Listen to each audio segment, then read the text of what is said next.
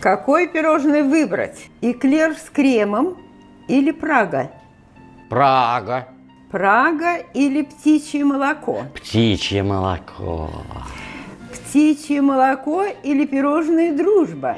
Птичье молоко. Птичье молоко или красный бархат?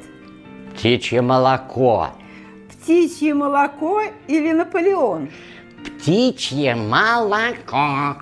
Птичье молоко или пирожное «Картошка»? Птичье молоко, сколько раз говорить? Птичье молоко или трубочки с белым кремом? Птичье молоко.